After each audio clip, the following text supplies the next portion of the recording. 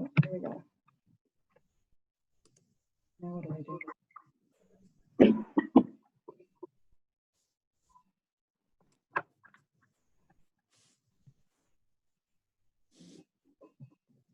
I can hear it. Okay, just wait. No.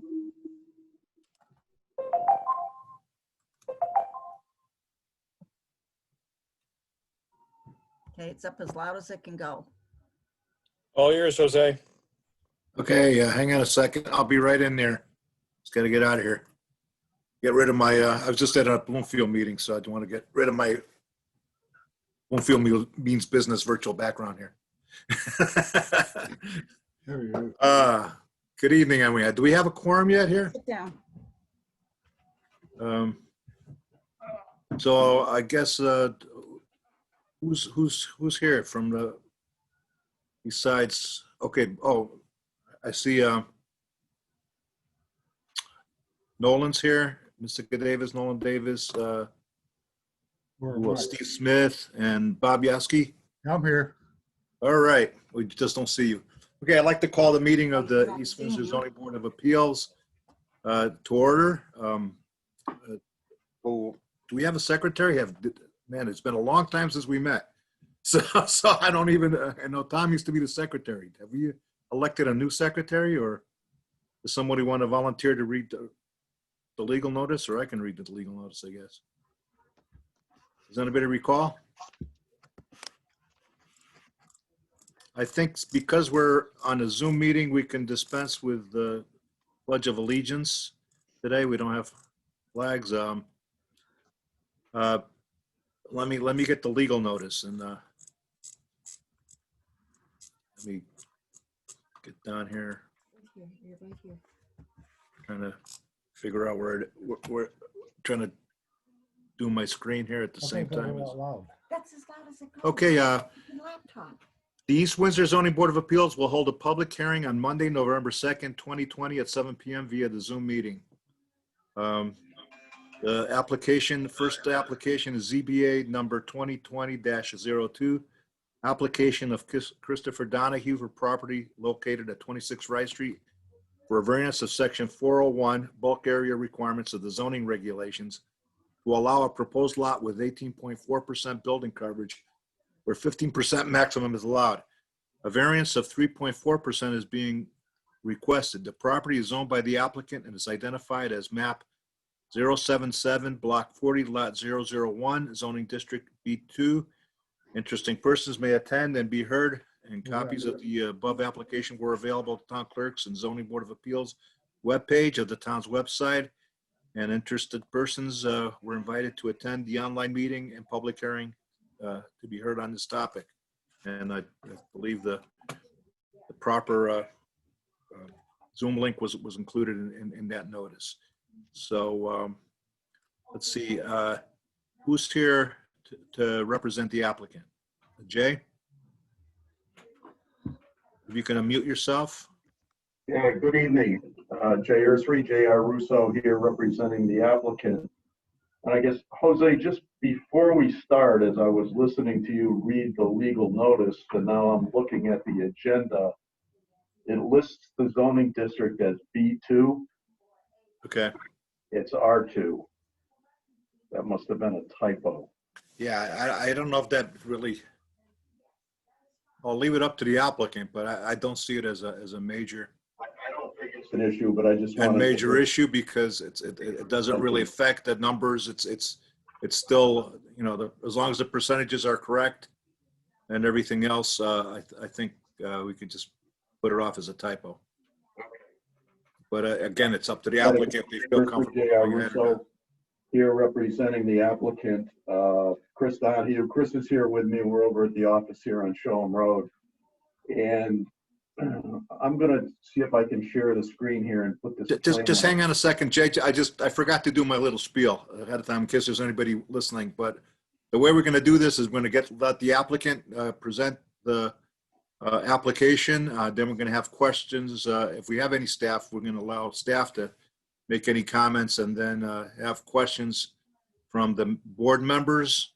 And then we'll open it up to anybody in the public for for questions and or comments. So, and again, in keeping with the state statutes on variances, a positive vote of four yes votes are required to pass the variance. So a 3-2 vote would not pass the variance. So we do need 4 votes. Okay, go ahead, Jay. Okay, let me see if I can share the screen here with you to pull up. Can't hear him. Can you hear me? It's I got mine up. It's very low. Hold on, let me see if I can get my volume a little louder. It says I'm at 100%. There you go. It's a little bit better. Is that better? Yeah, you stand closer. I guess I got to get closer to the computer here. So Yep. Let me see if I can get my plan up here that we can all look at this together. Just bear with me here for a minute.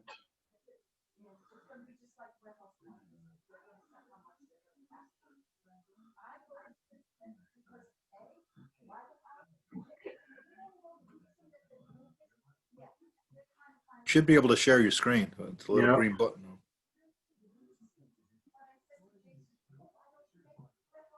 All right, can you see There we that? go. Yep. Okay. So this is the property that we're talking about, which is on the corner of Old Ellington Road and Rye Street, basically across the street from the grammar school, I guess diagonally across the street from the town hall. So this is at the southwesterly corner of the intersection. And there's a white ranch house on the corner. And then as you head down Old Ellington Road, there's a gray tobacco barn that kind of parallels the road. And that's really the subject of the variance. Chris Donahue bought this parcel, what, about a year ago, Chris, or so? In June of this year. And what he'd like to do is create a new lot and build a new home for himself, which we're showing here on the plan as proposed lot, which would be 28 Rye Street. And that meets the minimum requirements in the zone for the R district in terms of its size and frontage and so forth. And there's plenty of room to get a house in there and a driveway. And we have sanitary sewer available, and we have Connecticut water available to service the house. But what we find is when we do this, it reduces the overall lot area of the existing house and the barn.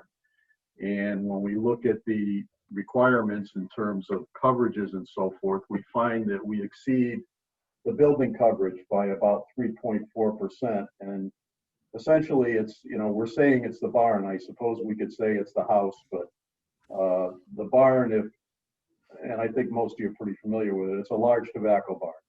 And I actually went on the Yukon website on their magic maps, and I went back and took a look trying to figure out, well, how old is this barn and when was it built? We sent you some info on the barn. It should have been in your packets, I think. That's a description of it from Connecticut Barns. But the 1934 aerial, which is the oldest aerial I can get my hands on, that's on that Yukon website, shows the barn exactly the way it is today. It was there then. There was a house as well on the property about where that ranch is located, but it was much smaller. It was not the same house. There was another tobacco barn right across the street from this one. And basically, My picture. this entire area was all farm all the way down to St. Catherine's Cemetery. There was no other houses on the street on either side. And it was all a tobacco farm. And there were many other tobacco barns on this property and farm between Rye Street and Norton Road going back to the west. So as I said, what we find is when we look at this is that we're over the impervious coverage, which allows 15%. And when we cut the minimum size lot out, we get up to 18.4%. So we're 3.4% over. Manual on it when you get the manual. So we're looking at it, you said, well, how could we fix that? Well, if we cut some of the barn off, we could do that. And what it really is in terms of square footage, it's about 1,900 square feet that we would need to reduce it by. And if we look at the barn, it's about 60 lineal feet of that actual barn. So it's a fair amount of footage because the barn's not that wide. Those tobacco barns usually run about 30 to 32 feet wide. This one's 32. We'd have to cut about 60 feet of it off. And I don't know how many of you have looked at it very closely. I know I've driven by it for years. And when Chris brought me over there the first time, he took me inside. The barn's in beautiful condition. It's got a concrete floor in it. He's got cars stored in it. He's got his boat stored in it. Some of his neighbors have some tractors stored in it. So it's full of stuff. And it seemed kind of crazy to cut it up and take 60 feet of it off. So we thought, well, maybe we could get a variance. So that's the reason we're here, to ask for a variance to allow the additional 3.4% of building coverage on the remaining lot with the ranch house and the barn itself. As I said, I guess if it were something that was in poor condition and something he wasn't going to use, you might think about tearing some of it down. But as I said, it's pre-1934. It's a very old tobacco barn, and it is in beautiful condition, and he would like to keep it. So that said, I don't know whether it really has any historic value. It seems like it might. Something of that age is probably pegged. I don't think it's a barn that's nailed together because it's, you know, again, it's fairly old. So that's the reason we're here. Chris wants to build a new home next to this one and on a lot that we can create, but we run into this snag with the coverage issue. Does anybody have any questions? Hey, if anybody, I don't think there's any staff present. So if someone from staff is here that wants to talk, they can unmute themselves and do so. Otherwise, let's start with any questions from the board. I'll just go in the order that it's on my screen here. So, Bob Yaski, do you have any questions or comments? Negative. Okay, Mystica. No. Okay, Nolan No, not at this point. and Steve Smith. You have to. Okay, great, thank you. No, I think you answered Mike. The only question I had is what's it being used for right now? So it's just general, like a storage barn for. I think I was there a long time ago when they had the previous owner. I got to say, at least 20 years ago, at a tag sale or something. I think I bought a desk that they were getting rid of on that was in that barn. The former owner is actually taking very good care of it. It's I drive by it every day. It's like something you see all the time. So if anyone from the audience have any questions or comments at this point? Okay. Hearing none is I guess we have a motion to close the hearing. I'll make a motion to close. Okay, is that Nolan made the motion? Who's made the second? Anyone? I'll second it. Bob Yaski made and actually I should rename you because it's going to show up you're going to show up as Bonnie on or somebody should name it. But anyway, Bob Yaski, who's shown on the screen and on the transcript probably as Bonnie Yaski, who seconded the motion. Okay, all those in favor to closing the hearing signify by saying aye. Aye. Aye. Okay, Aye. and the chair votes aye. Do we have a motion to approve? I guess the form of the motion would be to approve as shown on the plans. Does anybody want to make that motion? I'll make a motion to approve ZBA 2020-02. Subject to, in accordance with the record and Yes. submitted. Still going to stay as residential use for now. Who's going to second that motion? Mystica Davis will second the motion. Okay, let's have a discussion. Yeah, yeah, it's certainly one of the things for granting a variance is it has to be unique to the property and not applicable to properties in general. And it's certainly this, the barn that shows up on the 1934 aerial has been maintained in great shape, really almost a landmark in town because you drive by it, you see it. Probably would miss it if it were gone out of there. So it's certainly a unique situation here. And I think that the variance is also the least amount that we, that can be granted, and still preserve that building. I certainly would hate to see it cut off or in its historical, whatever historical value be diminished by altering it. Again, I don't know how much it's been altered since the 34th, but if it's been in the same place in the same general shape that it was in 34, certainly it has some historical value to the town. Anyone else have any comments? Let's see, Bob, any Nope. comments? Hello. Mystica? Any comments before we No. vote? Nolan? I'd just like to echo your thoughts. I think if we can try to keep historic buildings like that in place and intact, I think we should be trying to do that. Okay, Steve, any No. discussion? Okay, that's it for discussion then. I didn't forget anybody, did I? Hopefully not. In that case, let's have a vote. All those in favor of granting the variance, the motion as presented by Nolan Davis, signify by saying aye or raising their hands. Aye. Aye. Aye. I hear all ayes. No, any nays? Aye. No nays, and the chair votes aye. So it's a 5-0 vote to approve the variance. Thank you very much. Yeah, you're welcome. Now stop sharing your screen. It'll be great.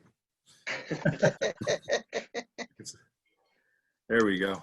There we go. So let's see. Let me get the agenda. Should have put the agenda up on my big screen TV. That way I can see both things at the same time. Okay, the other business, approval of 2021 meeting schedule. Not that the 2020's meeting schedule.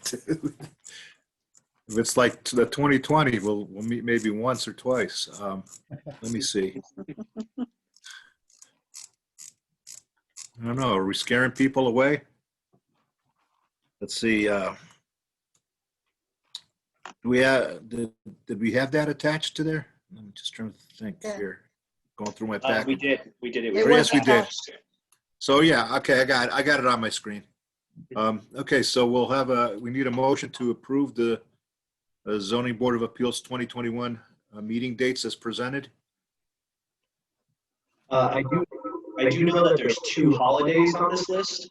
Do we want to have that discussion? Oh yeah, hang on a second. Let me see. You're right. I thought they had taken care of that. Yeah, I think in the way we've done it in East Windsor is we've done the day after. Some towns do it the week before, the week after. But I think for July 5th, we may want to change it to July 6th, and Labor Day, September 7th, if there's no objection. So I'm okay with that. So with those 2 changes, we could have a motion to approve. And I don't see anything else that stands out on me. Those, I think, the only 2 times we have a early Monday. So I'll make that motion to change July 5th to July 6th and to change September 6th to September 7th. The only one, well, would November 2nd, which would be election day, would that be the next election day also? That's a good question. Because I think we try not to meet the night before an election, especially if it's a municipal election. Yeah. People are busy. Would it be that, what is it? Is it it would be the first Tuesday after the first Monday, right? So November 1's a Monday, November 2nd would be All right, so I have it here that November 2nd is election day. okay, so I would prefer not to meet that night before. I know hopefully we'll be back to meeting in person. And I know they don't want us in the meeting room when that happens, the night before, because they have town hall set up for voting. So let's see, next year, what would be maybe the following Monday? What would people's preference be? Obviously not election day. You want to do it on, do you want to set that for November 8th? What's everybody's feeling? Okay with me. I'm Okay, fine with it. all right. So if you, I guess we'll modify your motion to include that date also, November 8th for our November meeting. Yes. And actually that'll work out fine because I think we have to elect officers after the election anyway. So by having it on the Tuesday afterwards, ZBA can vote for officers. Okay, so all those in favor of approving the schedule as modified, say aye Aye. Aye. Aye. or raise your hands. Aye. Okay, thank you. I think that's a unanimous, chair votes aye, and it's a unanimous decision. Let me get back to the agenda. Then I should have printed it out. I figured I could handle this on my computer. So the next approval of minutes of November 4th. So it's been almost a year. If anybody can remember that. And you don't have to be present to vote for it. You just have to take everybody else's word that they're okay for the people that were here. So do we have a motion to approve the minutes of November 4th, 2019? I motion to approve the minutes as written. Okay, I didn't see any glaring errors in there, so all those, do we have a second for that? I'll second it. Okay, thank you. Seconded by Bob Yeah. Yaski. Okay, all those in favor of approving the minutes? Unless there's any corrections? Aye. Aye. Hey, I hear all ayes. I hear no objections, so the minutes are approved. Motion to adjourn, I guess, would be in order at this point. Make a motion to adjourn. Okay, we got a motion by Bob to adjourn, second by Nolan. All those in favor? Aye. Aye. All right. Welcome to the brave new world of Zoom meetings. I've ran a few, but I never had to chair one on here. But anyway, thanks everyone for making the effort to get here, and it actually went smoother than I thought it would go. So have a great Thanksgiving and holiday season. If I don't see you, if we don't meet Good, before thank then, and take care. Thank you. You guys. Good night, everyone.